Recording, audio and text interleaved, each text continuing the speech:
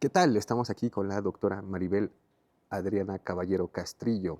El día de hoy nos va a contar sobre su experiencia, sobre sus retos que ha tenido en la vida, sobre su visión, sus trabajos, sus profesiones. Va a ser una plática bastante interesante. Entonces, me gustaría que nos platique primero la doctora Adriana, ¿quién es usted? Cuéntenos. Bueno, primero gracias por el espacio. Creo que es una pregunta muy complicada. ¿Quién soy yo? Te puedo decir a qué me dedico, te puedo decir qué estudié, ah, pero es más complicada la pregunta de quién soy yo, ¿no? Bueno, vamos a empezar por qué estudié. Estudié economía en la UNAM, en la Facultad de Economía, y después hice una maestría en Economía y Política Pública y después un doctorado en Economía del Medio Ambiente, de los recursos naturales. Pues me interesa muchísimo el medio ambiente desde una perspectiva económica. Y como intentando acercarme a quién soy yo,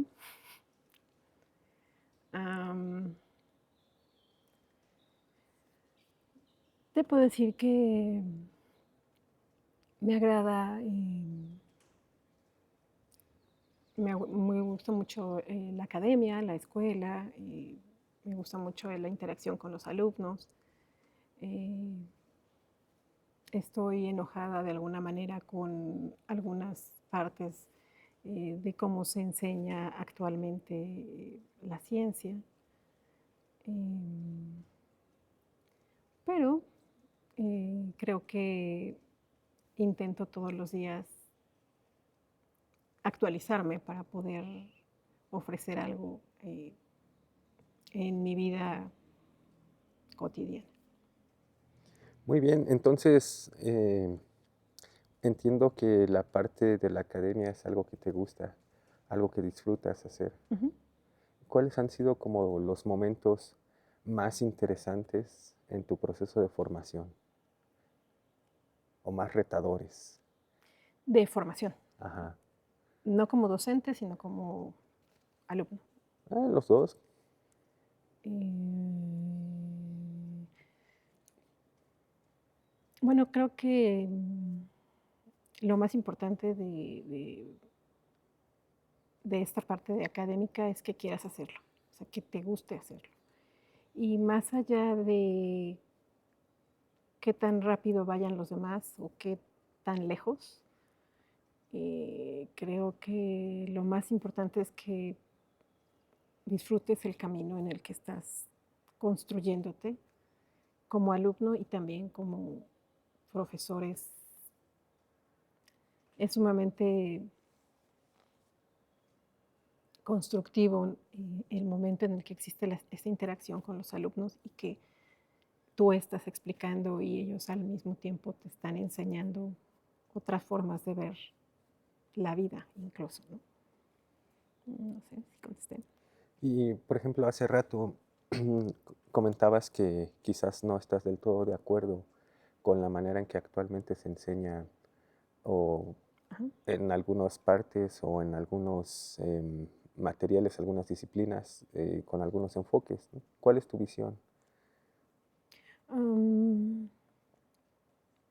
pues yo estoy más a favor de esta idea de la construcción del conocimiento. Entonces, creo más en esta forma de estudiar, ¿no? Que es construyendo, que memorizando. Entonces, esta manera en la que se va construyendo de manera pues empírica y llegar como a los resultados, me gusta más, ¿no? Que la idea tradicional del profesor frente que solamente eh, entrega resultados, ¿no? Me gusta más en la que se va construyendo y puedes incluso dialogar, ¿no? No tanto cuestionar, o bueno, sí, también cuestionar lo que te están en ese momento enseñando, ¿no? Creo en esta idea de la construcción del conocimiento como pares, como una forma en la que la manera en la que todos vemos un objeto puede ser rico, ¿no? Sin llegar a ser pragmático, sin llegar al dogmatismo tampoco. Y además de la academia, entiendo que te has dedicado también a otras cuestiones, ¿no? Bueno, mi formación como profesional comenzó en el sector público, cuando hice mi servicio social. Recuerdo que yo eh, quería ser parte de la Comisión Nacional del Agua, pero no fue posible porque siempre estaba saturado. Entonces, lo más cercano a eso fue el entonces Instituto Nacional de Ecología, que ahora es el INEC, y me quedé haciendo ahí mi servicio social. Me gustó muchísimo porque cuando yo estudié no existía economía del medio ambiente como tal, entonces solo era economista y ahí fui construyendo las herramientas para lo que iba a venir después. Entonces entré en el sector público y no salí. O sea, me quedé en el servicio social, después me quedé trabajando ahí casi 2 años, después me fui a Semarnat 2 años más, después regresé al INEC 2 años más. Me fui a hacer la maestría y volví a la FAO. Estuve en la FAO un año aproximadamente, un poco menos, con un proyecto de agricultura y cambio climático. Después fui investigador independiente, consultor independiente. Estuve así cerca de 6 años y después me incorporé nuevamente a la academia para hacer mi doctorado en la UNAM, ¿no? Y actualmente, bueno, regresé otra vez al sector público, ahora en CECITI, en la CECITI. Wow, pues es una trayectoria bastante nutritiva, bastantes caminos has recorrido ya. Y no sé si nos quieras contar, platicar sobre en qué proyectos has estado, los que más te han marcado, los que más te acuerdes. Quizás los más emblemáticos para mí fueron los iniciales. Creo que como todo en la vida, ¿no? Con lo que inicias es algo que marca casi siempre. Entonces a mí me gusta mucho el tema del agua. Para mí es muy importante esta interacción con la naturaleza y el problema de la escasez es un problema que para mí ha sido, que he llevado durante mi trayectoria, ¿no? De diferentes maneras. Entonces,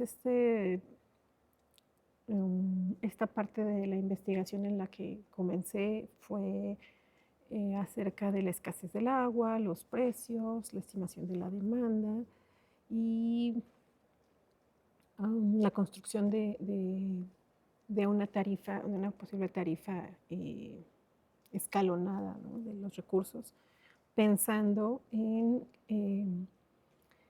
que el precio es un instrumento que podría de alguna forma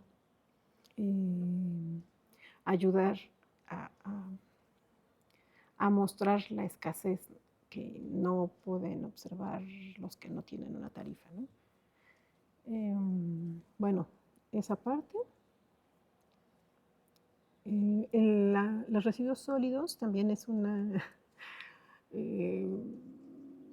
tema muy importante para mí. Me gusta muchísimo ese tema de los residuos sólidos también. Me apasiona y se une con varias cosas, ¿no? Se une con energía, con transporte, con reciclaje y actualmente en economía circular también. Entonces es un tema también que he llevado desde el inicio, que me ha gustado buscar soluciones, ¿no? Todas desde la perspectiva económica, ya que bueno, pues cada quien en su área hace su correspondiente aportación.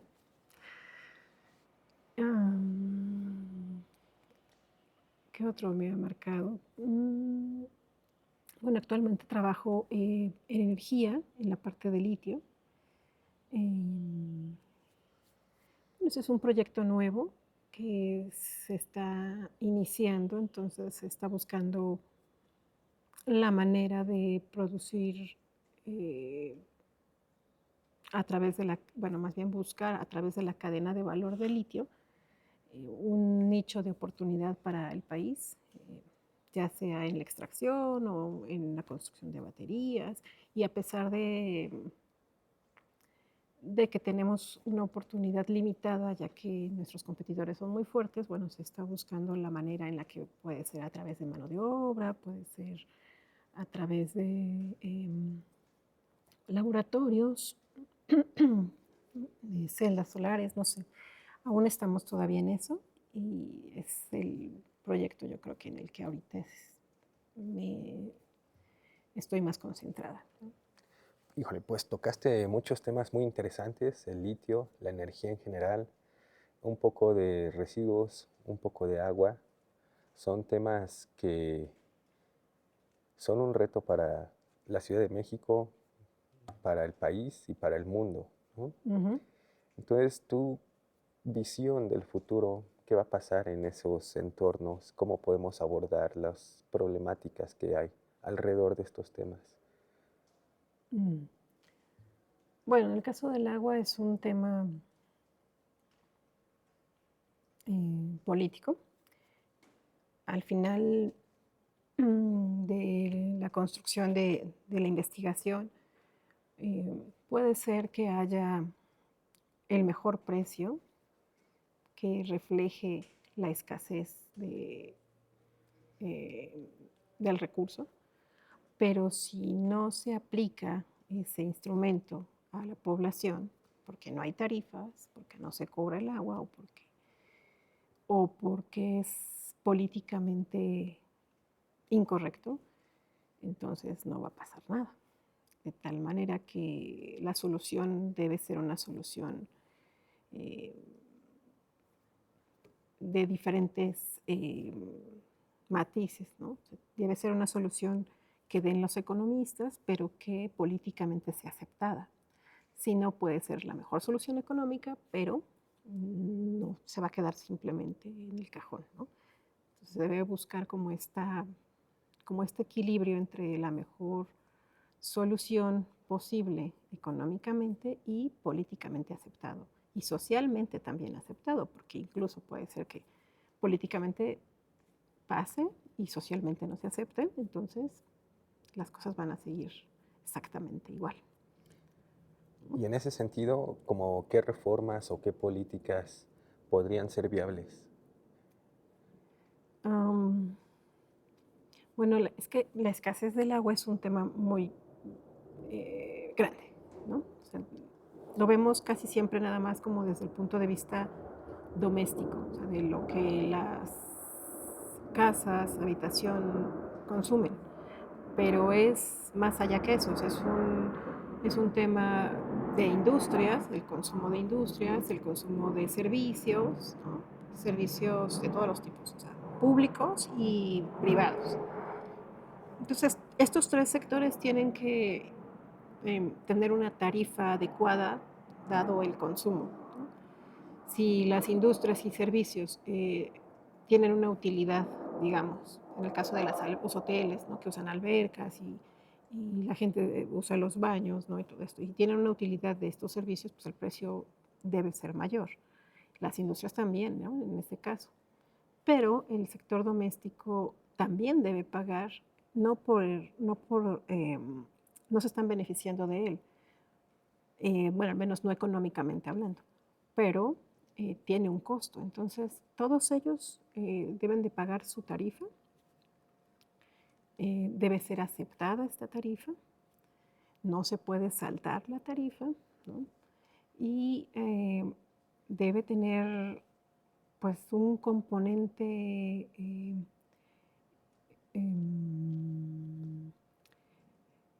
digamos, deben estar conscientes, el público debe estar consciente del servicio que están pagando, ¿no? Entonces es como retribuir un poco esta parte a la naturaleza del servicio que todos estamos ocupando. Eh, si no lo hacemos así, no existirá un fondo como para poder hacer una infraestructura anexa. Por ejemplo, todo el agua que ahorita no se está capturando de lluvia y se va a las alcantarillas, pues es una pérdida de alguna forma. Pero si se pudiera capturar, no tendríamos este tipo de escasez que ahora tenemos. Solo que eso requiere un costo. Entonces, si nosotros no pagamos la tarifa, nosotros como sociedad completamente no pagamos la tarifa, no habrá manera de llevar a cabo la infraestructura necesaria. Y tampoco hay dinero suficiente en el gobierno para poderlo hacer de manera conjunta. Entonces debe haber como la conciencia de lo que estamos haciendo para poder aplicar de alguna forma una solución, ¿no?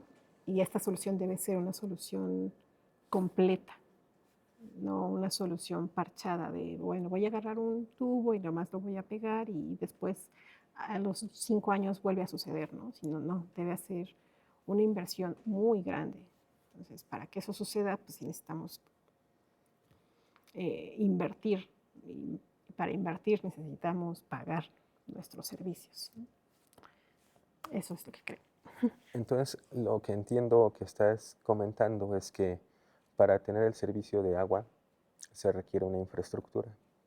Esa infraestructura requiere, pues, cosas físicas, trabajo, estudios de ingeniería que se involucren para realizar ese proyecto. Y ese proyecto necesita dinero. Y ese dinero tiene que salir de alguna parte. Y ese dinero se podría salir de que los consumidores paguen por el servicio de tener el agua. Y no es socialmente bien visto esta situación. No por el bien agua. O sea, sí es como muy claro en el bien gas, por ejemplo.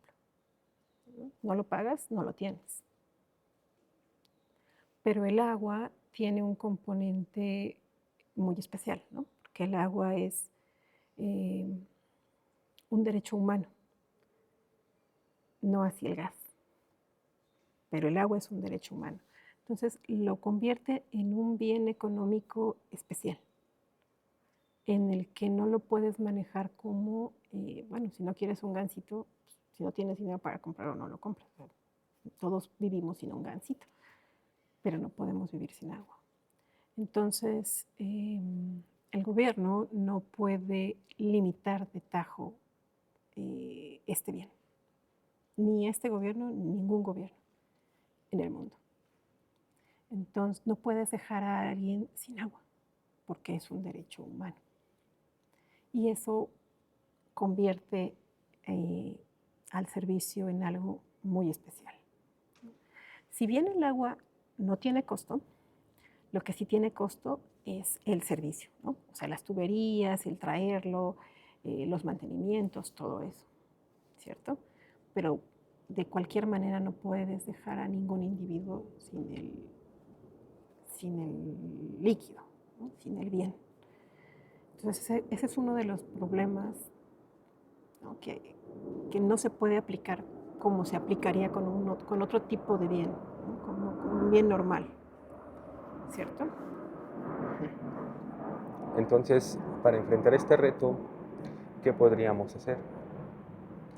Si es probable que los consumidores, algunos no estén dispuestos a pagar por el servicio. Sí, muchos no están dispuestos a pagar porque incluso tampoco tienen el servicio. En algunos lugares alejados no tienen, el agua es de mala calidad, por ejemplo. No todas las delegaciones tienen la misma calidad de agua. No sé cómo es que se distribuye, supongo que tiene que ver con qué caudales son los que llegan a ciertas alcaldías. Entonces se vuelve complejo porque se va desenmarañando. Entonces no todos tienen el mismo servicio y luego este servicio es cortado. En algunas delegaciones solamente llega tandeada el agua, no llega constante. En otras llega sucia, ciertos días. Entonces, todo esto limita, no es el mismo bien el que está tomando la alcaldía Xochimilco con el que está tomando la alcaldía Coyoacán con la alcaldía Iztapalapa, ¿no? Entonces, aunque pareciera el mismo bien, no lo es. Por lo tanto, tampoco lo puedes cobrar de la misma manera, ¿no? O sea, volvemos a lo mismo, no es la misma pluma esta, no es la misma pluma la que estamos vendiendo. Es una pluma en donde a veces hay tinta y a veces no. Así tienen la tubería, pero abren la llave y no sale el agua. O a veces está sucia o a veces está dañada la pluma. Entonces, eso limita, ¿no?, que puedas aplicar una tarifa y obligar. Esto es un problema que se viene arrastrando desde hace muchos años, no es un problema nuevo. Solo que no hay dinero suficiente para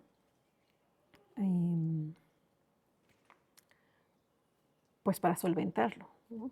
Y otro de los problemas importantes es que el servicio no se ve. Es más fácil, o más bien es más rentable políticamente pavimentar calles, por ejemplo, porque son notorias, que levantar tuberías y arreglarlas. Entonces, otro de los temas importantes es que todo esto es a largo plazo. No se soluciona de un año a otro. A veces lleva años o sexenios. Entonces, políticamente no es rentable. No es rentable solucionarlo porque no se va a ver en ese momento, en ese periodo presidencial, ¿no? Sino que la solución se va a dar en el siguiente y entonces difícilmente están dispuestos a invertir para el futuro, cuando el futuro no va a ser de ellos. Ese es otro tema, pero se liga a lo mismo, ¿no? Creo que algo muy importante es pensar en esto, que es un bien, más bien, es un bien no normal. No es un bien normal, no es un bien, no hay sustitutos perfectos, tampoco es homogéneo, es un bien que va cambiando conforme, dependiendo del área geográfica en donde te encuentres, y por lo tanto la solución es complicada, ¿no? Y no es única, debe ser una solución como geográfica. ¿Cuál es la solución del norte, que tiene menos agua, con la solución del sur, que están inundados? O la solución del centro, en donde nuestro problema es de infraestructura, no de escasez. Tenemos un problema de infraestructura porque no podemos capturar el agua que ha caído en este año, por ejemplo, y la tenemos que dejar ir. Entonces, cuando llega la primavera, estamos en sequía, porque no tenemos la infraestructura necesaria como para capturarla, ¿no?, tratarla y volverla a meter al sistema económico. Entonces hay un problema de financiamiento bastante interesante y profundo en el tema del agua. Sí, de inversión, y es una inversión muy grande, a largo plazo, y no rentable políticamente. Es todo un tema el problema del agua. Sí, es un reto y espero que tomemos conciencia antes de que tengamos que buscar otro lugar donde vivir, ¿no? Porque hace rato mencionabas que el agua es un recurso que necesitamos para vivir, Sí, pero si no se hacen las medidas adecuadas, si no se toman las acciones correctas para conservar ese recurso, para limpiarlo, para tenerlo disponible, pues tal vez las sociedades puedan ser más violentas, conflictivas con ese tema, ¿no? Sí, definitivamente. En este año ha llovido mucho y las cosas se han calmado, pero el año pasado tuvimos sequía y em, eso genera una desigualdad más marcada, ¿no? Porque toman agua quienes puedan pagarla, porque además el agua potable de la Ciudad de México, eh, a pesar de que hay estudios que aseguran que se puede tomar de la llave, pues la población prefiere comprar botellas de agua y en garrafones, ¿no? Entonces eso eh, divide el bien nuevamente, hace que sea un bien diferente el agua embotellada del agua de la llave, del glifo, ¿no? Entonces esto hace que haya una disparidad más importante en la población, ¿no? Quienes toman agua y se encuentran hidratados de alguna manera con agua que puedan pagar, ¿no? Y quienes no, porque hay algunas zonas en las que el agua es turbia de, las, de la llave, es agua turbia y tiene un olor diferente, ¿no?, al del agua que conocemos. Que una de las características del agua es que es inolora e incolora. Y el agua de algunas delegaciones es amarilla y tiene un olor fétido, lo cual no puedes tomar ese tipo de agua. Entonces, ¿qué haces? Comprar, ¿no? Comprar agua. Bueno, entonces, ¿por qué hay desigualdad? Porque esto pasa en colonias populares generalmente, como Tláhuac, en donde el ingreso de esas alcaldías es menor que, por ejemplo, Benito Juárez, Coyoacán, en donde, por cierto, el agua es de una calidad diferente. Bueno, entonces no pueden comprar agua, no pueden tomarla de ahí. Tienen que comprar agua y si su ingreso es menor, entonces una parte de su ingreso lo están consumiendo en agua que ya están pagando en un servicio, pero el servicio es de mala calidad. Entonces, ¿esto qué es lo que hace? Pues hace una disparidad más grande, ¿no?, entre la población de la misma entidad federativa, ¿no?, que es la Ciudad de México, por ejemplo. Es un tema con muchas aristas, ¿no? Sí. Bastantes puntos de donde se puede abordar. Tu visión para el futuro en cuestión de otros temas que se van vinculando con esto, porque decías que todos estaban de alguna forma conectados, la energía, movilidad, sustentabilidad, el agua, pero tu visión un poco más conjunta de hacia dónde vamos como país o como humanidad, ¿qué nos puedes contar de eso? ¿Hacia dónde vamos? Haces grandes preguntas. No sé hacia dónde vamos, pero sí creo que está avanzando esta conciencia hacia el medio ambiente. Ya no es un pequeño grupo aislado el que estudia y trabaja en este tema. Ya cada vez creo que se está agregando más en la academia, en el gobierno y en la sociedad misma. Ya pueden ver los beneficios, ¿no?, o lo contrario también, ¿no?, el perjuicio de habernos desligado de los recursos naturales. En movilidad, bueno, pues existen ya tecnologías que están sustituyendo el consumo de hidrocarburos, ¿no?, por ejemplo, son autos eléctricos o híbridos. ¿En qué otra cosa? Por ejemplo, bueno, en la parte del agua hay reciclaje de la misma, ya hay una conciencia importante acerca del consumo de agua de botella, ¿no?, que está generando microplásticos y eso podría ligarse a algunas enfermedades, entonces se está regresando a usar otro tipo tecnologías como los filtros, ¿no? O solucionar los temas pues importantes, ¿no? Que eran pues el lavado de los tinacos para poder utilizar el agua que sí es potable, ¿no? En algunos lugares. Creo que vamos avanzando muy lentamente, pero también creo que nada es mágico. El que se esté cambiando de autos de consumo fósil a consumo eléctrico no es la solución completa, o sea, debe ser un cúmulo de soluciones,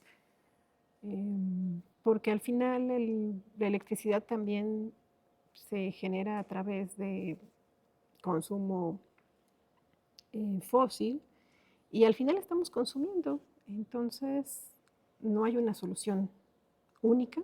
Creo que lo que se debe hacer es dejar de consumir tanto, ¿no? Y eso es complicado, porque para la economía algo importante es esta generación de riqueza a través del consumo. Entonces, creo que llegaremos a un equilibrio en el momento en el que consumamos lo que necesitemos y eso que consumamos tenga un precio justo para todos. Pues vamos a recapitular un poco. Entonces nos contaste que estudiaste economía, una maestría también vinculada a la economía y un doctorado también en economía.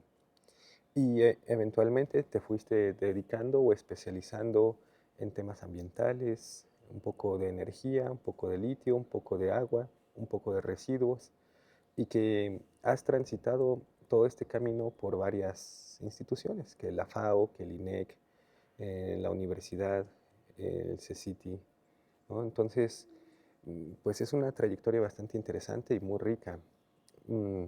¿Cuáles son tus motivaciones? ¿Qué te motiva a llevar todo este camino? ¿Por qué te gusta estar metida en esto?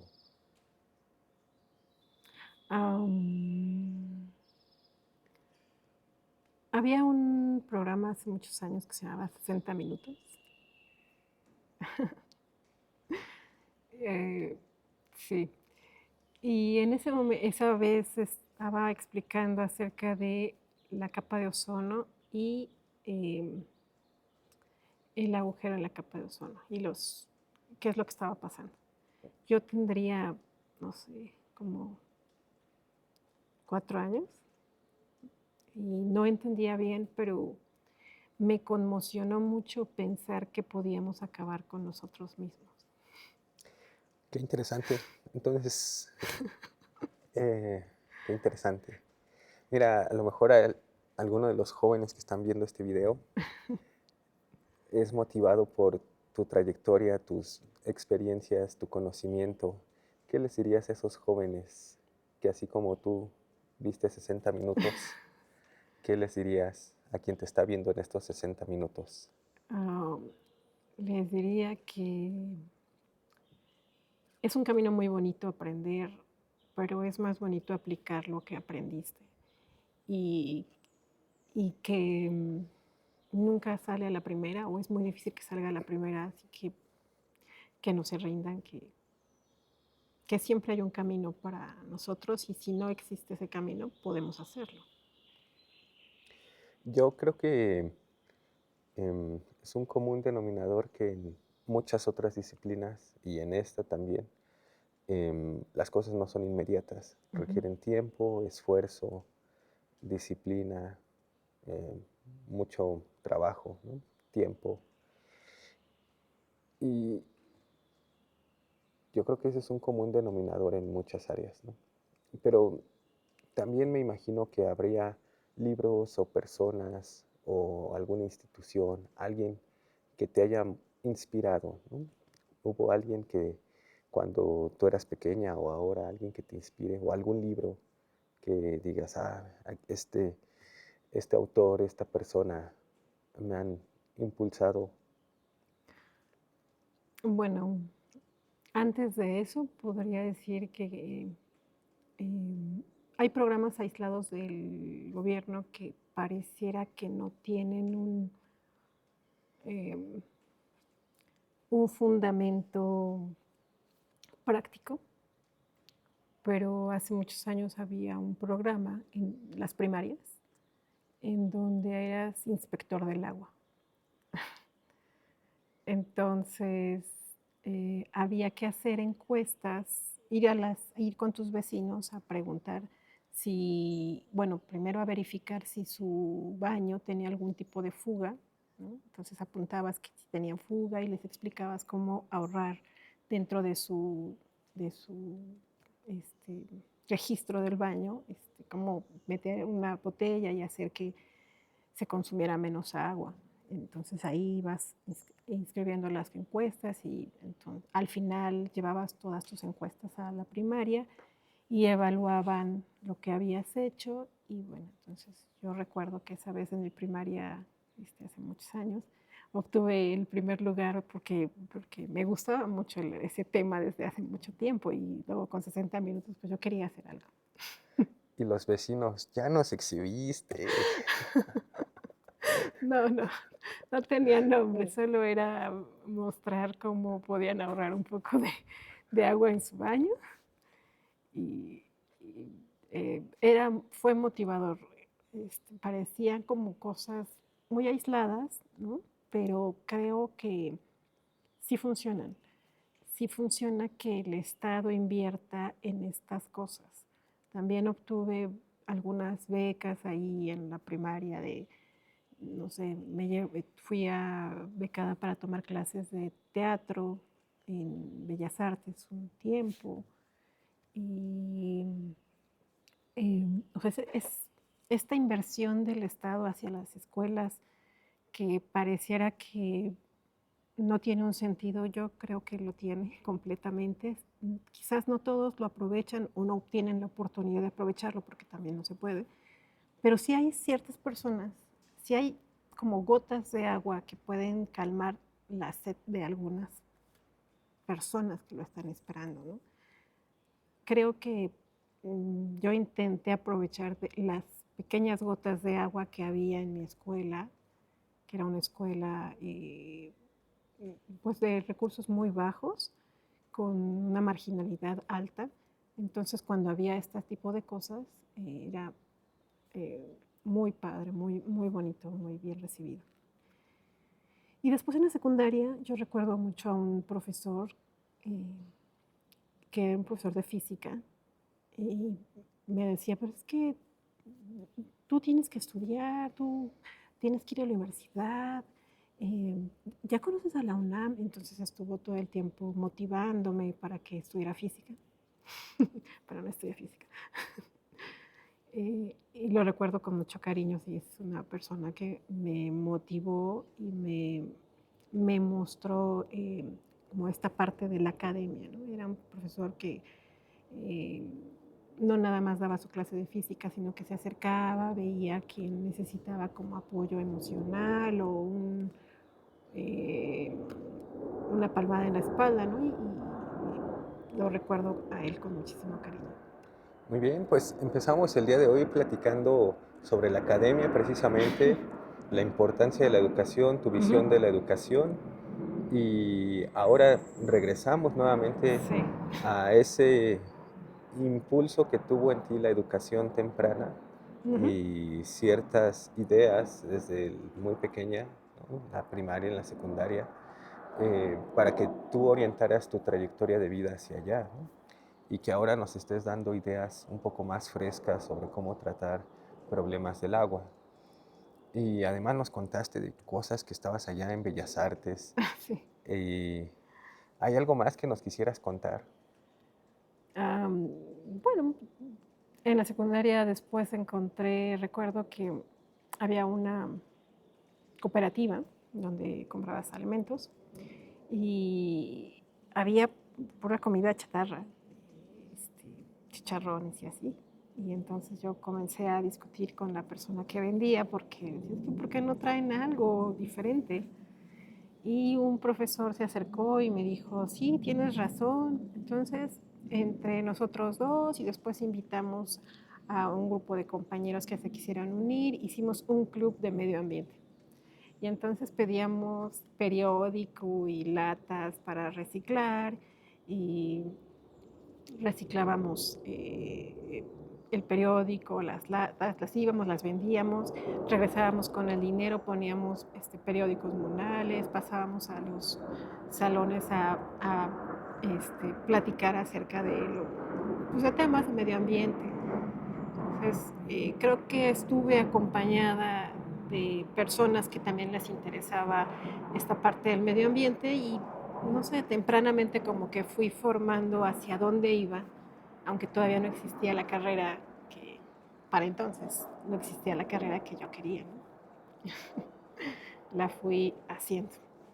Muy bien, pues eso nos habla que ya estabas bastante encaminada desde que eras niña, ya tenías todo tu interés muy marcado, ¿no? Hacia qué temas te Ujú. gustaban. Y bueno, ya has dejado algunas huellas, ya has dejado algunas experiencias positivas, has tenido estudiantes, has compartido conocimiento. ¿Cuál te gustaría que fuera tu legado? Am, no, no sé, nunca lo he pensado. Creo que me gustaría am, que se dieran cuenta que no necesitas nada para hacer lo que tú quieres hacer. A veces necesitas solamente ir construyendo, acomodando las piedras que el camino te va poniendo, ¿no? En lugar de verlas como un obstáculo, lo puedes acomodar para subir a través de ellas y llegar a donde quieres llegar. Me gustaría eso más que cualquier otra cosa. No, eh, digo, no hablo de libros, ni de documentos, ni de nada de eso, sino más bien, pues, no sé, algo más, um, menos tangible, pero con una practicidad de vida más importante. Muy bien, muy bien. ¿Algo más que nos quieras compartir el día de hoy? Eh, no, creo que ha sido muy rica esta plática. Muchas gracias. No sé si tú tengas algo más que decirme. No, pues al contrario, muchas gracias por acompañarnos el día de hoy aquí, compartirnos tu experiencia, tus trayectorias, tus historias de vida y en Bellas Artes Sí, no me lo había y, olvidado. y en el sector público y en la academia, que han sido bastantes experiencias en estos cuantos años. em, y creo que han sido Ujú. ya nutritivas y has dejado un impacto ya en estudiantes, en el sector público, en tu familia, en otras áreas de la vida. Y creo que eso es algo muy valioso. Entonces, pues muchas gracias y Gracias a ti. nos despedimos. Bueno, bye.